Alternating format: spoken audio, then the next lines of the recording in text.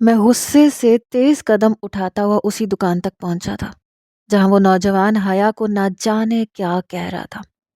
کچھ دیر پہلے وہ اس کی باہوں میں تھی، اور ایک غیرت مند شخص کبھی اپنی بیوی کو کسی غیر مرد کی باہوں میں نہیں دیکھ سکتا۔ میرے ساتھ بھی ایسے ہی ہوا تھا۔ میں غصے سے جب وہاں گیا تو حیا نے جب مجھے دیکھا تو وہ بری طرح سے گھبرا گئی۔ میں نے اس نوجوان کا گریبان پکڑ لیا۔ میں نے کہا، تمہاری ہمت کیسے ہوئی میری بیوی کو ہاتھ لگانے کی؟ حیا میرا ہاتھ پکڑ کے کہنے لگی، مصطفیٰ میں گر رہی تھی، میرا پاؤں سلپ ہو گیا تھا، اچانک سے اس نوجوان نے پکڑا تھا، یہ سب اتفاقیہ تھا۔ اس نے بس یہیں تک کہا تو میں نے اسے غصے سے کہا، چپ ہو جاؤ۔ ایک لفظ بھی کہا تو میں چھوڑوں گا نہیں، بھرے بازار میں تمہارا تماشا لگا کے رکھ دوں گا۔ میرا بلند، اونچا اور سخت لہجہ سن کر وہ چپ ہو گئی۔ وہ نوجوان کہنے لگا، دیکھیں آپ کی بیوی کا پاؤں مڑ گیا تھا، وہ گرنے والی تھی، اتفاق سے میں ان کے برابر میں کھڑا تھا، اتفاقیہ طور پہ میں نے ان کو بازو سے پکڑ کے انہیں سہارا دیا تاکہ وہ گر نہ سکے۔ میں نے کہا، تم مجھے بے وقوف سمجھتے ہو، تم میرے ساتھ کوئی بھی بہانہ بناؤ گے اور میں مان لوں گا؟ کیا میں نہیں جانتا تم جیسے لڑکوں کو؟ جان بوجھ کے خوبصورت لڑکیوں کو دیکھ کے ان کے آس پاس منڈلاتے ہو تاکہ کوئی موقع حاصل ہو جائے۔ اگر میری بیوی گر رہی تھی تو گرنے دیتے، اگر اس کی ٹانگ ٹوٹ رہی تھی تو ٹوٹنے دیتے، تمہیں کس نے اجازت دی کہ اس کو ہاتھ سے پکڑ کے سہارا دو؟ وہ کہنے لگا، میں نے کہا ہے نا سب کچھ اتفاقیہ طور پر ہوا ہے، میرا گریبان چھوڑیں آپ اور پیچھے ہٹیں۔ ہم بھی بہن اور بیٹیوں والے ہیں، ہمارے گھر میں بھی خواتین رہتی ہیں اور ان کی عزت اور احترام کرنا ہم بھی جانتے ہیں، ہر مرد برا نہیں ہوتا۔ اس بار اس نوجوان کا بھی لہجہ سخت تھا۔ میں نے کہا، بکواس مت کرو میرے ساتھ۔ یہ کہہ کے میں نے ایک زوردار مکہ اس کے منہ پہ مارا۔ یہ دیکھ کے دکاندار بھی آ گیا، وہاں کھڑے نوجوان بھی آ گئے، میں اسے باہر گھسیٹ کے لے آیا۔ دکاندار اور نوجوان کہنے لگے کہ بس کر دیں، ہم نے بھی دیکھا ہے، جو کچھ ہوا ہے اتفاقیہ ہوا ہے، آپ خواہ نوجوان کو مار رہے ہیں۔ لیکن میں نے کسی کی نہیں سنی اور نہ میں نے اس کا گریبان چھوڑا۔ میں نے اس کو مارا، بدلے میں وہ بھی مجھ پہ ہاتھ اٹھانے لگا۔ بڑی مشکل سے نوجوانوں نے اسے اور مجھے الگ کیا، لیکن میں پھر بھی اپنا آپ چھڑوا رہا تھا۔ میں نے کہا، میں اسے زندہ نہیں چھوڑوں گا، یہ کمینہ مجھے کہیں بھی نظر آ جائے میں اس کا گلا دبا دوں گا۔ حیا نے میرا ہاتھ پکڑا، کہنے لگی، مصطفیٰ بہت تماشا بنا چکے ہیں، اب واپس چلیں۔ میں نے غصے سے اپنا ہاتھ چھڑوایا۔ میں نے کہا، بہت شوق تھا تمہیں غیر مردوں کی باہوں میں جھومنے کا، تمہارا میں وہ حشر کروں گا کہ تم یاد کرو گی۔ یہ کہہ کے میں نے اس کی کلائی پکڑی اور اسے اپنے ساتھ ہوٹل میں لے گیا۔ وہ بار بار کہہ رہی تھی، میں نے ایسا کچھ نہیں کیا، میں صرف چیزیں دیکھ رہی تھی، پتہ نہیں کس چیز سے ٹکرائی، میں پیچھے کو گرنے لگی تھی۔ مصطفیٰ ضروری نہیں ہے کہ جو آپ سوچتے ہیں ویسا ہی ہو۔ لیکن میں نے اس کی کوئی بات نہیں سنی۔ میں اسے اپنے ساتھ ہوٹل کے کمرے میں لے کے گیا، اسے زور سے دھکا دے کے بیڈ پہ گرایا۔ میں نے کہا، تمہیں شرم نہیں آتی؟ اپنے بچاؤ کی خاطر تم غیر مردوں کے بازوؤں کا سہارا لیتی ہو، اس سے بہتر تھا کہ تم گر جاتی تو مجھے افسوس نہ ہوتا۔ وہ مجھے تعصب سے دیکھ رہی تھی، کہنے لگی، مجھے نہیں پتا تھا آپ اتنی چھوٹی سوچ کے مالک ہوں گے۔ میں نے کہا، ہاں ہوں میں چھوٹی سوچ کا مالک۔ وہ کہنے لگی، مصطفیٰ سزا مجھے اس چیز کی دیں جس کی میں حقدار ہوں، جہاں میرا کوئی قصور نہیں وہاں آپ میرے ساتھ کوئی زیادتی نہیں کر سکتے۔ میں کوئی عام لڑکی نہیں ہوں، انڈیپینڈنٹ ہوں، اگر آپ کا رویہ میرے ساتھ ایسا ہی رہا تو… اس کی ادھوری بات سن کر تو میرے تلووں پہ لگی اور سر پہ جا کے بجھی۔ مجھے تو اتنا غصہ آیا کہ میں اس کے قریب آیا، اپنے ہاتھ سے اس کے جبڑے کو پکڑ کے زور سے دبانا شروع کر دیا۔ وہ کراہنے لگی، میری کلائی پکڑ کے میرا ہاتھ پیچھے کرنے لگی، کہنے لگی، مصطفیٰ چھوڑے مجھے۔ میں نے کہا، کیا کہا تم نے؟ تم انڈیپینڈنٹ ہو، تم مجھے چھوڑ دو گی، کسی اور کے پاس چلی جاؤ گی؟ حیا، میں تمہارے وجود پر کسی اور کا لمس تک برداشت نہیں کر سکتا، تمہیں کسی کے ساتھ دیکھ نہیں سکتا، تم میری بیوی بن چکی ہو، اس لیے ہمیشہ میری رہو گی۔ میں تمہیں جان سے مار دوں گا لیکن کسی اور کا ہونے نہیں دوں گا، اور اسے میری دھمکی مت سمجھنا۔ میں جس قدر غصے میں تھا اور میری آنکھوں میں جس قدر خون اترا ہوا تھا، یہ دیکھ کر وہ ڈر گئی۔ خیر، میں نے اس کے جبڑے کو چھوڑ دیا، خود بیڈ پہ بیٹھ کر اپنے دکھتے سر کو دونوں ہاتھوں سے پکڑ لیا۔ اب وہ رو رہی تھی، سسکیوں سے رو رہی تھی، لیکن مجھے پرواہ نہیں تھی، مجھے اس کی کوئی پرواہ ہی نہیں تھی۔ میں نے کہا چپ ہو جاؤ، میرا سر درد سے پھٹ رہا ہے، اور جاؤ جا کے نہاؤ۔ میں تمہارے وجود پر کسی بھی غیر مرد کا لمس برداشت نہیں کر سکتا۔ اس نے چھوا ہے تمہیں، ناپاک کر دیا تمہیں، تم اس وقت ناپاک ہو۔ میری بات سن کر وہ مجھے حیرت اور تعجب سے دیکھ رہی تھی۔ میں نے کہا جاؤ اٹھو، تمہیں سنائی نہیں دے رہا؟ وہ بڑی خاموشی سے اٹھی، واش روم میں چلی گئی، نہا کر کپڑے بدل کر واپس آئی۔ اس کا نکھرا نکھرا روپ دیکھ کر میں کھڑا ہو گیا۔ اس سے پہلے کہ وہ اپنے سر سے ٹاول اتارتی، میں نے آگے بڑھ کر اس کے بالوں سے وہ ٹاول اتار دیا۔ وہ کہنے لگی مجھے سردی لگ رہی ہے۔ میں نے کہا جانتا ہوں۔ کہنے لگی مصطفیٰ مجھے بہت ٹھنڈ لگ رہی ہے، گیزر نہیں چل رہا تھا اور میں اس وقت سردی سے بے حال ہوں، مجھے کمبل میں جانا ہے۔ میں نے کہا نہیں، تمہیں تھوڑی سی سزا تو ملنی چاہیے تاکہ دوبارہ کوئی مرد تمہارے قریب سے بھی گزرے تو تم سوچ کر کانپ جاؤ۔ ویسے بھی دسمبر کے مہینے کے شروع کے دن تھے۔ میں نے اس کا بازو پکڑا، اسے ہوٹل کے کمرے سے منسلک گیلری میں لے گیا۔ ویسے بھی رات کا اندھیرا چھا چکا تھا، ٹھنڈ دن کے مقابلے میں ڈبل ہو چکی تھی۔ اس وقت اس نے نہانے کے بعد صرف اپنا آرام دہ لباس پہن رکھا تھا، کوئی سویٹر، کوئی شال، کچھ بھی نہیں پہنا تھا، کیونکہ بیڈ پر ڈبل رضائی اور ڈبل کمبل موجود تھا، اس لیے رات کو وہ سویٹر اور جیکٹ پہن کر نہیں لیٹتی تھی۔ میں نے اسے گیلری میں لے جا کے کھڑا کر دیا۔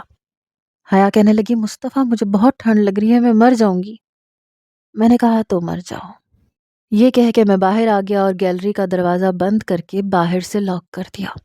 وہ دروازہ کھٹکھٹانے لگی، ویسے بھی شیشے کا دروازہ تھا۔ وہ رو رہی تھی، اس کے گیلے بال اور کانپتا وجود، کپ کپاتے ہونٹ، یہ دیکھ کر بھی مجھے اس پہ ترس نہیں آ رہا تھا۔ میرے دماغ پر تو غصہ سوار تھا۔ وہ میرے سامنے ہاتھ جوڑ رہی تھی، رو رہی تھی، لیکن میں وہاں سے ہٹ گیا، بیڈ پہ تکیہ درست کیا اور ٹیک لگا کر بیٹھ گیا۔ ٹھنڈ واقعی زیادہ تھی، میں نے خود پر کمبل اوڑھ لیا، اسے دیکھتا رہا، اسے روتے بلکتے بے بسی سے منت سماجت کرتے ہوئے دیکھتا رہا۔ آہستہ آہستہ پھر میری وہی کیفیت ہونے لگی، میری آنکھوں کے سامنے وہی چہرہ آنے لگا۔ ایک عورت کی بے وفائی کا بہت گھنونا روپ میں نے دیکھا تھا، اور وہ بھی اس عمر میں جس میں کوئی سوچ بھی نہیں سکتا۔ روتے روتے وہ وہیں زمین پر بیٹھ گئی۔ جب تک میرا غصہ ٹھنڈا نہیں ہوا میں نے گیلری کا دروازہ نہیں کھولا، اور جب کھولا تو سردی کے مارے اس کے ہونٹ نیلے ہونے لگے تھے، وہ بری طرح سے کانپ رہی تھی۔ میں گھٹنوں کے بل زمین پر بیٹھ گیا، مجھے دیکھ کر اس نے اپنا رخ بدلا تھا۔ میں نے اس کے چہرے پر بکھرے ہوئے بالوں کو پیچھے کیا، اس کا چہرہ بہت ٹھنڈا تھا۔ میں نے کہا دیکھو مجھے کوئی شوق نہیں ہے یہ سب کرنے کا، میں تم سے بہت محبت کرنے لگا ہوں، یہ میری محبت ہے کہ میں تمہیں کسی اور کے ساتھ برداشت نہیں کر سکتا۔ دیکھو یہ سزا دینا بہت ضروری تھا، اگر میں ایسا نہیں کرتا تو تمہیں کبھی احساس ہی نہیں ہوتا۔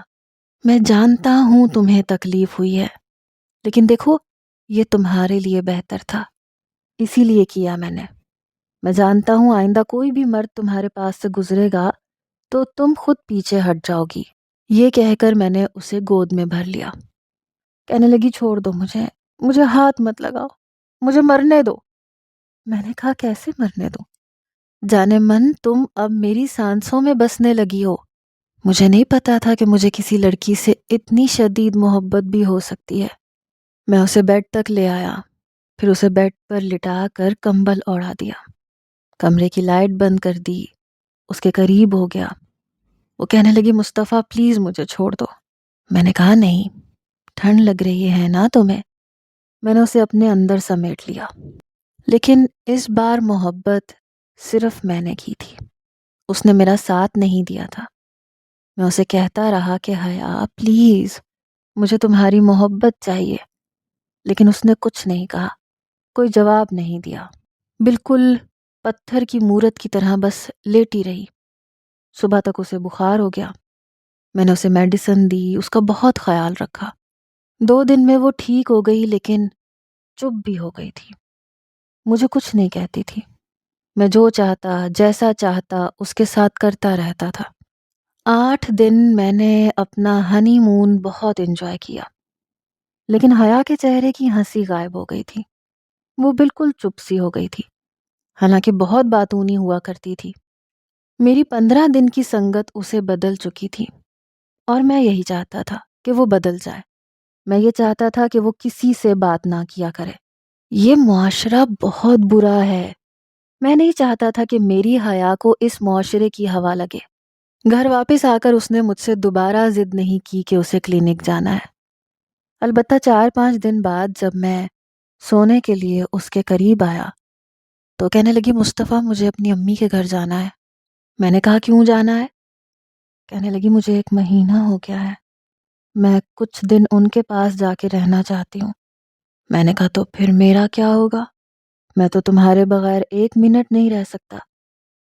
وہ کہنے لگی پہلے کیسے رہتے تھے؟ میں نے کہا پہلے تم سے محبت نہیں تھی اس لیے رہتا تھا۔ وہ بس ہلکا سا مسکرائی، کہنے لگی امی بہت اداس ہیں، پھر آپ نے میرا فون بھی توڑ دیا، میں ان سے بات بھی نہیں کر سکتی، مجھے بھی بہت یاد آتی ہیں، میں ان سے ملنا چاہتی ہوں۔ میں نے کہا تو تم میرے موبائل سے بات کر لو، ایسا کرو ویڈیو کال کر لو، تم انہیں دیکھ لینا، وہ تمہیں دیکھ لیں گی، بس ہو جائے گی ملاقات۔ وہاں جا کے بھی تو تم نے اپنی ماں کی شکل ہی دیکھنی ہے نا، تو ویڈیو کال پہ دیکھ لو۔ وہ کہنے لگی مصطفیٰ پلیز، یہ تو کوئی ناجائز بات نہیں ہے جس سے آپ مجھے روک رہے ہیں۔ میں اپنی والدہ سے ملنا چاہتی ہوں، ان کے پاس بیٹھنا چاہتی ہوں، وقت گزارنا چاہتی ہوں۔ میں نے کہا بول تو رہا ہوں ویڈیو کال پہ بات کر لو، چلو میں کمرے سے باہر چلا جاؤں گا پھر کر لینا، میری 4 برائیاں جو کرنے کے لیے تم وہاں جا رہی ہو وہ کر لینا۔ کہنے لگی آپ کو کس نے کہا ہے میں آپ کی برائی کرنے جا رہی ہوں؟ میں نے کہا پھر کیوں جا رہی ہو؟ بس تم میرے پاس رہو گی۔ وہ کہنے لگی اگر ویڈیو کال پر ملاقات پوری ہو جاتی ہے تو میں امی کے گھر جا کے آپ سے پورا 1 گھنٹہ ویڈیو کال پہ بات کر لیا کروں گی، آپ کی بھی تسلی ہو جائے گی۔ شاید اس نے مجھ پہ طنز کیا تھا۔ میں ہنسنے لگا، پھر اسے اپنے پہلو سے لگا لیا۔ میں نے کہا میں کمپرومائز کیوں کروں؟ شادی ہو جائے تو شوہر کو اکیلا نہیں چھوڑتے پاگل لڑکی۔ ٹھیک ہے تم تیار ہو جانا، میں آفس جاتے ہوئے تمہیں تمہاری امی کے گھر چھوڑ دوں گا، لیکن رات کو واپس لے آؤں گا۔ وہ اس پر بھی راضی ہو چکی تھی۔ میں جب اسے واپس لینے کے لیے گیا تو اس کی والدہ نے کافی اہتمام کیا ہوا تھا۔ میں نے کہا آپ نے اتنا تکلف کیوں کیا؟ کہنے لگی بیٹا تم پہلی بار ہمارے گھر آئے ہو، کیسی باتیں کر رہے ہو؟ میں نے کہا تو کوئی بات نہیں، میں کوئی غیر تھوڑی ہوں، آپ بھی میری ماں جیسی ہیں، مجھے بہت برا لگ رہا ہے، اگر آپ خالی دال اور سبزی بھی میرے سامنے رکھتی تو میں بہت خوشی سے کھا لیتا۔ یہ سن کر وہ میرے سر پر ہاتھ رکھ کے دعائیں دینے لگی، کہنے لگی جیتے رہو، خوش رہو۔ میں تو 1 مہینے سے بڑی پریشان تھی کہ ایک بار بھی حیا مجھ سے ملنے نہیں آئی، پتہ نہیں تمہارا رویہ اس کے ساتھ کیسا ہوگا کیسا نہیں ہوگا، لیکن تم تو بالکل بیٹے جیسے ہو، حیا نے تمہاری بہت تعریفیں کی ہیں۔ بیٹے ماں باپ کو بس یہی تسلی چاہیے ہوتی ہے کہ ان کی بیٹی اپنے گھر میں خوش ہے، اور اب میں مطمئن ہوں۔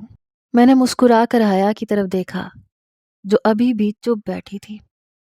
کھانا کھانے کے بعد میں نے 30,000 اپنی ساس کے ہاتھ میں پکڑا دیے۔ وہ مجھے حیرت سے دیکھ رہی تھی، کہنے لگی بیٹے یہ کیا ہے؟ میں نے کہا آنٹی یہ آپ رکھ لیں، کیونکہ مجھے حیا کا جاب کرنا پسند نہیں ہے۔ اب آپ نے بیٹا کہا ہے تو پھر اب آپ میرا مان بھی رکھیں، پیسے واپس مت کیجیے گا، اور بھی آپ کو کسی بھی چیز کی ضرورت ہو تو بیٹا سمجھ کے کہہ دیجیے گا۔ یہ سن کر وہ کہنے لگی نہیں نہیں بیٹے، مجھے پیسوں کی ضرورت نہیں ہے، یہ رکھو تم، مجھے شرمندہ نہ کرو، تمہارے سسر کی دکان ہے وہاں سے تھوڑا بہت کرایہ آ جاتا ہے، اور میں ایک اکیلی عورت کتنا کھا پی لوں گی، رہنے دو، تم مجھے شرمندہ نہ کرو۔ میرے 1000 بار کہنے پر بھی انہوں نے پیسے نہیں رکھے، میرے ہاتھ پہ واپس لوٹا دیے۔ گاڑی میں بیٹھتے ہی حیا کہنے لگی آپ کو کیا ضرورت پڑی تھی یہ سب کرنے کی؟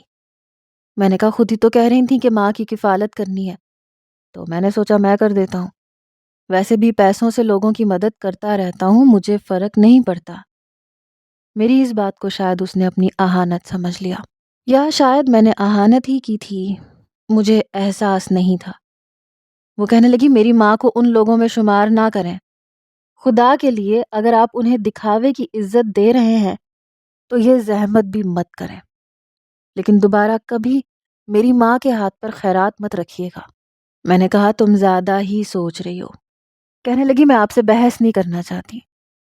میں نے کہا یہ تو اچھی بات ہے کہ تم مجھ سے بحث نہیں کرنا چاہتی، کیونکہ میں بھی بحث کے موڈ میں بالکل نہیں ہوں۔ میں واپس گھر آ گیا۔ گھر کے کام کاج میں اب حیا میری آپا کی مدد کرنے لگی تھی۔ یوں سمجھیں کہ آپا کی ڈیوٹی ختم ہو چکی تھی، حیا کی ڈیوٹی بڑھ گئی تھی، نوید کو بھی نوکری مل گئی تھی۔ ایک بار میں آفس سے جلدی گھر آ گیا، شام کا ٹائم تھا۔ گھر آیا تو نوید اور حیا چائے پی رہے تھے، ساتھ میں باتیں کر رہے تھے۔ میں نے ادھر ادھر دیکھا، آپا کہیں نہیں تھی۔ میں نے حیا سے پوچھا آپا کہاں ہے؟ تو کہنے لگی وہ سارا کے گھر گئی ہیں۔ میں نے کہا کب سے گئی ہوئی ہیں؟ کہنے لگی صبح سے گئی ہوئی ہیں، سارا کی طبیعت کچھ ٹھیک نہیں ہے۔ یہ کہہ کے مسکرانے لگی۔ میں نے نوید کو بڑی تیکھی نظروں سے دیکھا۔ جیسی اس کی نظر مجھ پہ پڑی، وہ چائے کا آدھا کپ چھوڑ کے کھڑا ہو گیا۔ کہنے لگا اچھا بھابھی میں باہر جا رہا ہوں، آپ نے کچھ منگوانا ہے تو بتا دیں۔ حیا کہنے لگی ہاں ایسا کرو تھوڑے سے چاول لے آؤ، میں نے دال بنائی ہے، شامی کباب بھی ہیں، ساتھ میں چاول بنا لیتی ہوں، آج روٹی بنانے کا موڈ نہیں ہے۔ اور پھر تم بھی تو کہہ رہے تھے کہ تمہیں دال کے ساتھ چاول پسند ہے۔ سچ پوچھو تو مجھے بھی دال کے ساتھ چاول ہی اچھے لگتے ہیں۔ وہ کہنے لگا ٹھیک ہے میں لے آتا ہوں۔ میں نے کہا کوئی ضرورت نہیں ہے، بھلے تمہیں باہر جانا ہے تو جاؤ، چاول یہاں نہیں آئیں گے۔ حیا نے حیرت سے مجھے دیکھا، کہنے لگی کیوں؟ میں نے کہا اس لیے کہ مجھے دال کے ساتھ چاول پسند نہیں ہے اور تم بھی نہیں کھاؤ گی۔ کہنے لگی کیا مطلب میں کیوں نہیں کھا سکتی؟ میں آپ کے لیے روٹی بنا دوں گی، چاول میں اور نوید کھا لیں گے۔ میں نے کہا نہیں تم نہیں کھاؤ گی، یہ فائنل ہے۔ رہ گیا نوید تو تم اس کی نوکر نہیں ہو کہ اس کے لیے چاول بناؤ گی۔ نوید خاموشی سے باہر چلا گیا۔ میں نے کہا آپا کیوں گئی ہیں؟ کہنے لگی آپ ماموں بننے والے ہیں، سارا کی طبیعت ٹھیک نہیں ہے، اب اس کی ساس بیمار رہتی ہیں، اس لیے آپا کو بلایا تھا کہ اسے ڈاکٹر کے پاس لے جائیں۔ میں نے کہا یہ عجیب نخرے ہیں سارا کے سسرال والوں کے، اس کا شوہر کیا مر گیا ہے؟ وہ نہیں لے کے جا سکتا اسے ڈاکٹر کے پاس؟ آپا کو یہاں ہونا چاہیے، انہیں نظر نہیں آتا جہاں دیور اور بھابھی ہوں وہاں پر تیسرا شیطان ہوتا ہے، دیور کا رشتہ آگ ہوتا ہے۔ شاید میری بات اسے چبھ گئی، کہنے لگی وہ ابھی 15 منٹ پہلے آیا تھا، میں نے اسے بس چائے بنا کے دی ہے، آپ کو کیا اپنے بھائی کا بھی بھروسہ نہیں ہے؟ میں نے کہا ہاں نہیں ہے، مجھے اپنے بھائی کا بھی بھروسہ نہیں ہے، دنیا میں کسی مرد کا بھروسہ نہیں ہے، ہر ایک سے دور رہا کرو۔ اس کے بعد میں نے دیکھا کہ وہ نوید سے بھی بات نہیں کرتی تھی، جب وہ گھر آتا تو جلدی سے اپنے سارے کام کر کے اپنے کمرے میں چلی جاتی۔ لیکن شادی کے 2 ماہ بعد اس کی طبیعت خراب ہونے لگی تو میں اسے ڈاکٹر کے پاس لے کر گیا۔ وہ پریگننٹ تھی۔ مجھے نہیں پتا تھا کہ مجھے خوش ہونا چاہیے کہ نہیں ہونا چاہیے، پتہ نہیں میرے اندر کچھ بھی محسوس نہیں ہو رہا تھا۔ شاید مجھے بچے زیادہ پسند نہیں تھے، لیکن حیا بہت خوش تھی اور باقی سب بھی بہت خوش تھے۔ وہ کہنے لگی شکر ہے اب ہمارے گھر میں بھی رونق لگ جائے گی۔ نوید بھی بہت خوش تھا، کہنے لگا میں تو چاچو بن جاؤں گا، پھر تو میں سارا وقت اپنے بھتیجے اور بھتیجی کے ساتھ گزاروں گا۔ لیکن میں سمجھ نہیں پا رہا تھا کہ مجھے کیا کرنا چاہیے، کیا مجھے خوش ہونا چاہیے یا نہیں ہونا چاہیے۔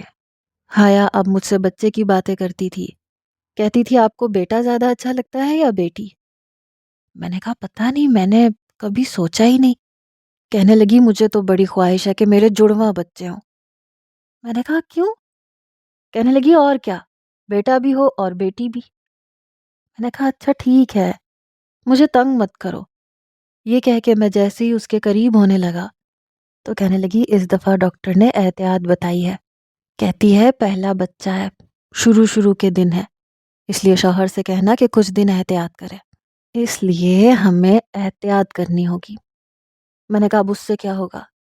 کہنے لگی پلیز سمجھا کریں، شروع کے دنوں میں شوہر کو احتیاط کرنی چاہیے، بیوی سے کچھ دور رہنا چاہیے ورنہ مس کیریج کا خطرہ ہو جاتا ہے۔ ہوتا ہے تو ہو جائے، میں تو تم سے دور نہیں رہ سکتا۔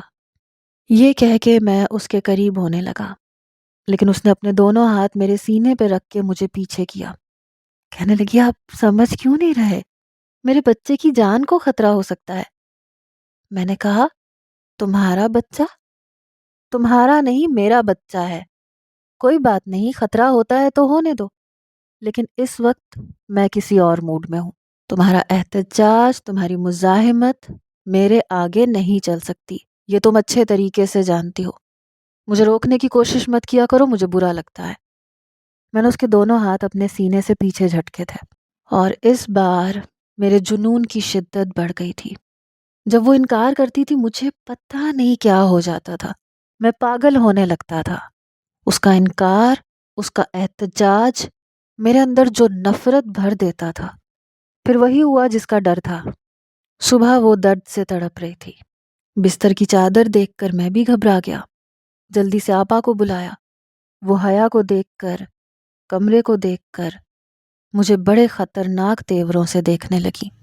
میں نظریں چرا کے کمرے سے باہر جا چکا تھا۔ فٹافٹ سے میں اور آپا اسے ہاسپٹل لے کر گئے۔ وہ مسلسل روئے جا رہی تھی، درد سے تڑپے جا رہی تھی۔ چیک اپ کے بعد ڈاکٹر نے کہا کہ بچہ ضائع ہو چکا ہے۔ میں نے پہلے بھی کہا تھا کہ احتیاط کریں، پہلی بار میں احتیاط ضروری ہے۔ کم از کم 15 دن تک شوہر کے قریب نہیں جانا تھا۔ وہ لیڈی ڈاکٹر حیا پر چلا رہی تھی۔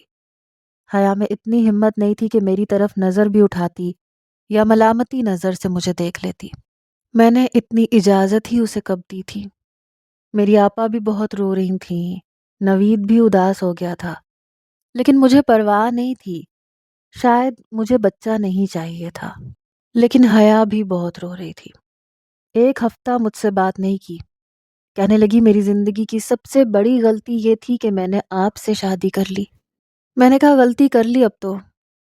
کہنے لگی مصطفیٰ ایسا کرو مجھے چھوڑ دو۔ جب وہ یہ لفظ کہتی تھی تو میرے اندر سے جان نکلنے لگتی تھی۔ میری یہ سوچ تھی کہ مجھے صرف اس سے محبت تھی، بڑی شدت سے محبت، لیکن میرا گزرا ہوا ماضی اس قدر تلخ تھا کہ مجھے لگتا تھا کہ میں جو کچھ کر رہا ہوں وہ اسی محبت کے لیے کر رہا ہوں۔ میں نے کہا دیکھو میرا ایسا کوئی ارادہ نہیں تھا اور نہ میں تمہارے بغیر رہ سکتا ہوں۔ وہ کہنے لگی میری ایک خوشی آپ سے برداشت نہیں۔ آپ نے نوکری چھوڑنے کا کہا، میں نے چھوڑ دی۔ آپ کو مردوں سے میرا بات کرنا پسند نہیں تھا، میں نے چھوڑ دیا۔ یہاں تک کہ آپ کو اپنے بھائی پہ بھی بھروسہ نہیں تھا، میں نے اس سے بھی بات کرنی چھوڑ دی۔ میں انسان ہوں مصطفیٰ، میں اپنے جیسے لوگوں سے بات کرنا چاہتی ہوں۔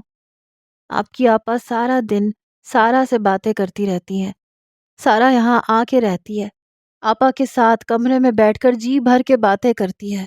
میرا بھی جی چاہتا ہے میں اپنی ماں کے ساتھ وقت گزاروں، ان کے ساتھ جا کے رہوں۔ آپ نے اس پہ بھی منع کر دیا، مجھے بس چند گھنٹوں کے لیے میری ماں کے گھر چھوڑ دیتے ہیں۔ میں نے اس پہ بھی صبر کر لیا۔ میں خوش تھی کہ چلو میرا بچہ ہو جائے گا تو میرا جی لگ جائے گا، پر آپ نے مجھ سے وہ بھی چھین لیا۔ یہ کیسی محبت ہے؟ مجھے نہیں چاہیے یہ محبت جو میرا دم گھونٹ دے، جو مجھے کھل کے سانس بھی نہ لینے دے۔ اگلی بار وہ چند ماہ میں ہی دوبارہ سے پریگننٹ ہو گئی، اور اس بار آپا نے بہت سختی کی۔ چند روز اسے اپنے کمرے میں سلاتی رہیں، مجھے اس کے پاس بھی نہیں آنے دیتی تھیں۔ جب تک 1 مہینہ نہیں گزر گیا وہ آپا کے پاس ہی سوتی تھی۔ جب کمرے میں آئی تو کافی ڈری ڈری سی تھی۔ میں نے اسے اپنے ساتھ لگا لیا۔ میں نے کہا کچھ نہیں کہتا تمہیں، بس تمہارے ساتھ لیٹوں گا اور سوؤں گا۔ پھر میں نے خود بھی احتیاط کی تھی۔ میں نہیں چاہتا تھا کہ اس کی یہ خوشی بھی چھین لوں۔ میں اس کی کوئی بھی خوشی اس سے چھیننا نہیں چاہتا تھا، لیکن میں بھی کیا کرتا؟ میں یہ سب اس کے بھلے کے لیے ہی کر رہا تھا۔ جیسے جیسے وقت گزرنے لگا اس کے جسم کی ہویت بدلنے لگی، اور یہ دیکھ کر مجھے بہت برا لگتا تھا۔ وہ مجھے ویسی اچھی لگتی تھی، ظاہر ہے جب عورت ماں بنتی ہے تو فزیکلی طور پر بہت بدل جاتی ہے۔ 9 ماہ خیر سے گزر گئے اور اس نے ایک بیٹے کو جنم دیا۔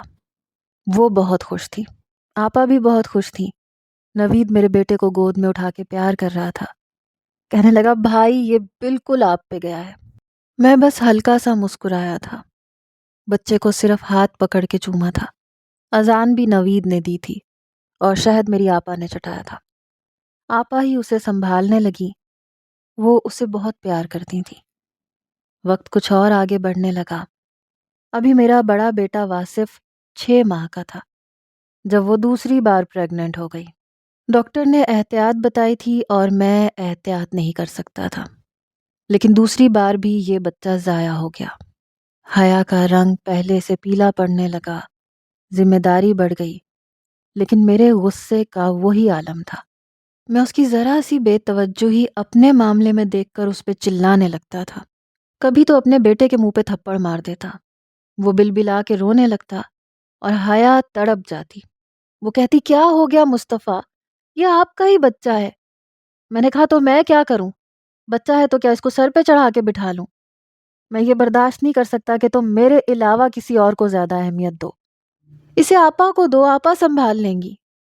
وہ کہنے لگی میری اولاد ہے، میں کیوں نہ پکڑوں، کیوں نہ سنبھالوں؟ 5 منٹ ہی تو مانگے تھے آپ سے، مجھے اسے فیڈر دے دینے دیں، میں آپ کو بھی کھانا بنا کے دے دیتی ہوں۔ میں نے کہا بات 5 منٹ کی نہیں ہے، بات کھانے کی بھی نہیں ہے، بات یہ ہے کہ مجھ سے یہ برداشت نہیں ہوتا کہ تم مجھ سے زیادہ اہمیت کسی اور کو دو، چاہے وہ تمہارا بیٹا ہی کیوں نہ ہو۔ میں چاہتا ہوں سب سے پہلے تم مجھے توجہ دو، وہ روتا ہے روتا رہے، بھوکا ہے تو بھوکا رہنے دو، کون سا 5 منٹ میں وہ مر جائے گا؟ کہنے لگی مصطفیٰ آپ کیسے یہ کہہ سکتے ہیں، خدا کے لیے یہ بدلے خود کو، میں تھک گئی ہوں آپ کے رویے کو دیکھ دیکھ کے۔ میں نے کہا میں نہیں بدل سکتا، میرے بس میں نہیں ہے، تم بدل سکتی ہو تو بدل دو مجھے۔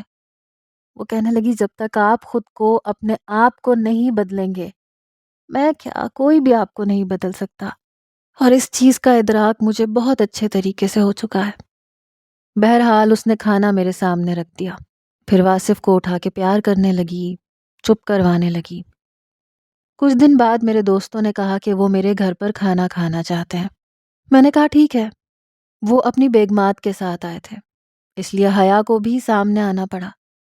میرے دوست کچھ بے تکلف قسم کے بھی تھے، کہنے لگے بھائی مصطفیٰ آپ کی بیوی نے تو ہم سب کی بیویوں کو پیچھے چھوڑ دیا، ماشاءاللہ سے جادو ہے ان کے ہاتھ میں، کیا کھانا بنایا ہے، پیٹ بھر گیا لیکن ہاتھ نہیں رک رہا۔ حیا مسکرانے لگی۔ حیا کی تعریف تو ان کی بیویاں بھی کر رہی تھیں، لیکن مجھے اپنے دوستوں کی تعریف بری لگی۔ میں نے کھانا وہیں چھوڑ دیا، میٹھا بھی نہیں کھایا، چائے بھی نہیں پی۔ میرے دوست اپنے گھروں میں جا چکے تھے۔ اس وقت میرا بیٹا آپا کے پاس تھا، نوید اپنے کمرے میں چلا گیا تھا۔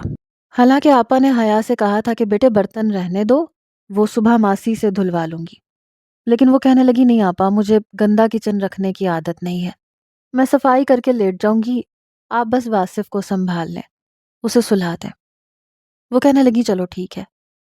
وہ کچن میں کام کر رہی تھی جب میں کچن میں آ گیا۔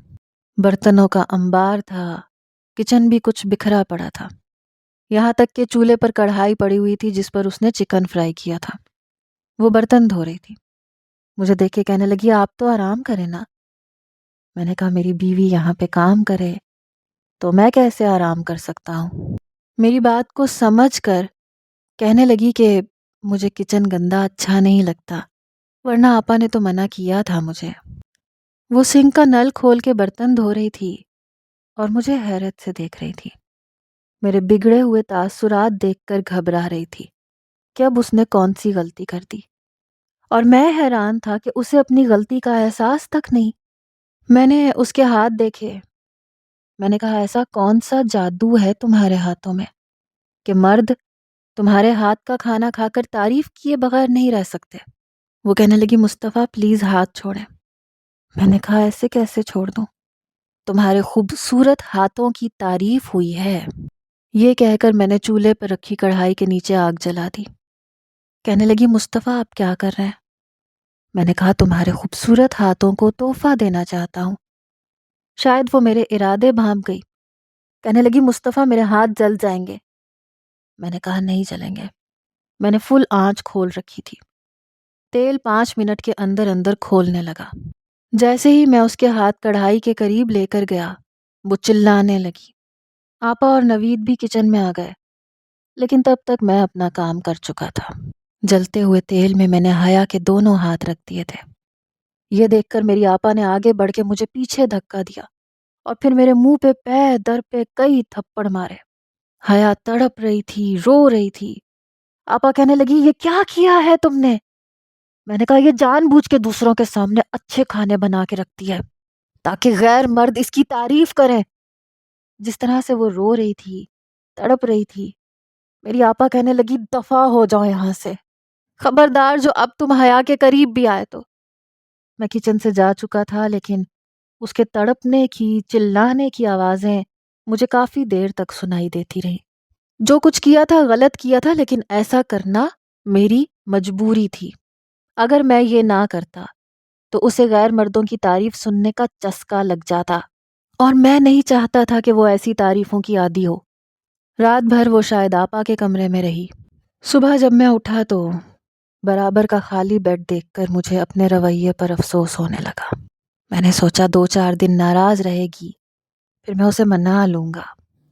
لیکن جب میں آفس سے واپس آیا تو میرا دماغ گھوم کے رہ گیا، کیونکہ وہ میکے جا چکی تھی۔ اب یہ بات میرے لیے ناقابل برداشت تھی۔ آپا کہنے لگی خبردار جو تم اس کے پیچھے گئے، تمہیں احساس ہے تم کیا کر رہے ہو؟ میں نے کہا کیا کیا ہے میں نے اسے اس غلیظ معاشرے سے بچانے کے لیے سب کچھ کیا ہے آپا۔ جو آپ نہیں کر سکی وہ میں کر رہا ہوں۔ اگر آپ نے یہ سب کچھ کیا ہوتا تو آج آپ اپنے گھر میں ہوتی، وہ اپنے گھر میں نہ ہوتی۔ میں نہیں چاہتا کہ حیا مریم بن جائے۔ میں اسے کبھی مریم نہیں بننے دوں گا۔ میں جا رہا ہوں اور اسے لے کے ہی آؤں گا۔ لیکن میں نہیں جانتا تھا کہ اس بار حیا میرے ساتھ یہ کرے گی، کیونکہ اس نے تو… السلام علیکم ناظرین، ابھی تک کی سٹوری پڑھ کر آپ اپنی کیا رائے دیں گے؟ کمنٹس میں ضرور بتائیے گا۔ اللہ حافظ۔